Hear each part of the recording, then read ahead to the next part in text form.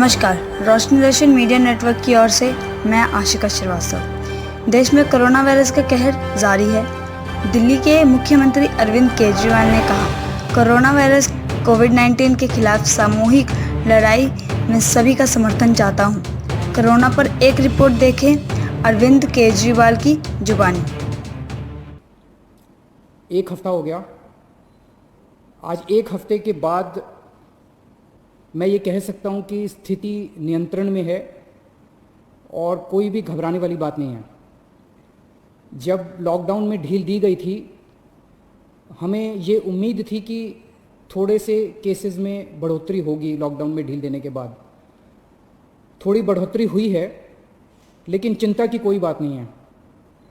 मुझे चिंता तब होगी जब दो बातें अगर होंगी। एक तो ये कि अगर मौत का आंकड़ा बहुत तेजी से अगर बढ़ने लगेगा, जैसा मैं बार बार कहता रहा कि हमें कोरोना अभी कोई आज या कल में जाने वाला नहीं है। कोरोना तो रहेगा। अब अगर कोरोना होता रहे और लोग ठीक हो के अपने घर जाते रहें तो चिंता करने का कोई विषय नहीं है। तो एक तो ये कि मौत नहीं होनी चाहिए ज़्यादा। मौत के आंकड़े को हम कोशिश करके सबको बचा सकें, सब मौत के आंकड़े को कम से कम रख सकें। और दूसरा ये कि जो केसेस हो रहे हैं वो इतने गंभीर केस ना हों कि हमारा अस्पतालों का पूरा सिस्टम बैठ जाए, कोलैप्स कर जाए। अगर हमारे अस्पताल इतने मरीज आने लग गए कि हमारा अस्पताल बैठ जाएंगे, हमारे मान लीजिए बेड्स नहीं मिलेंगे, वेंटिलेटर नहीं मिलेंगे, ऑक्सीजन नहीं मिलेगी, अगर ऐसी स्थिति हो जाएगी तब चिंता का विषय होगा।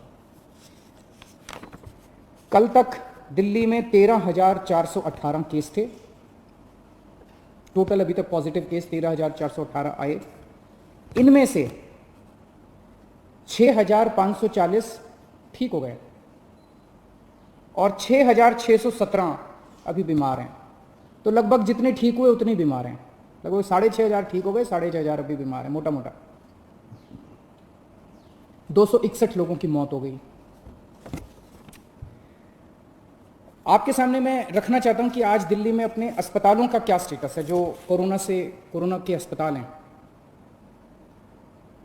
कोरोना के जो सरकारी अस्पताल हैं, उनमें 3,829 बेड हैं टोटल।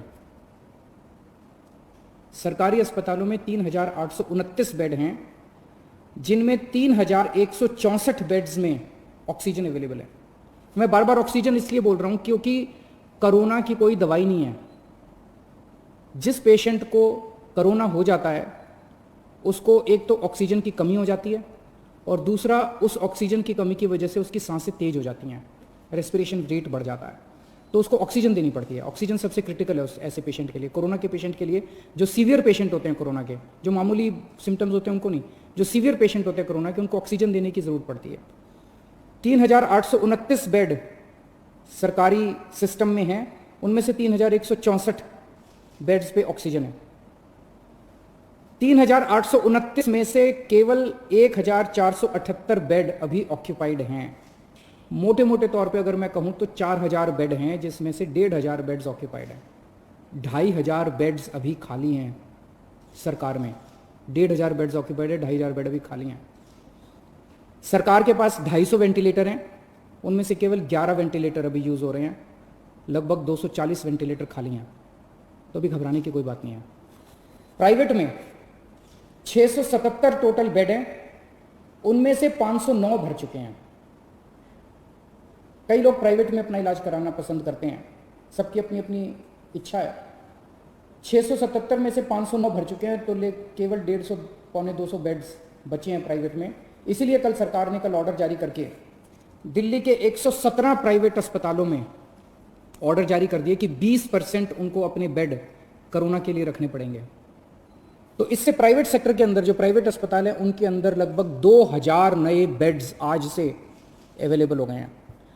अभी तक 677 बेड थे, अब 2,000 एक्स्ट्रा बेड प्राइवेट सेक्टर में अवेलेबल है। तो प्राइवेट में अगर कोई अपना इलाज कराना चाहता है, ज़रूरी नहीं है, जैसा मैंने कहा कि सरकार में 2,500 बेड खाली हैं, लेकिन अगर फिर भी कोई अपना प्राइवेट में इलाज कराना चाहता है तो आज से 2,000 और बेड प्राइवेट सेक्टर के अंदर अवेलेबल हो जाएंगे। आज प्राइवेट सेक्टर के अंदर 72 वेंटिलेटर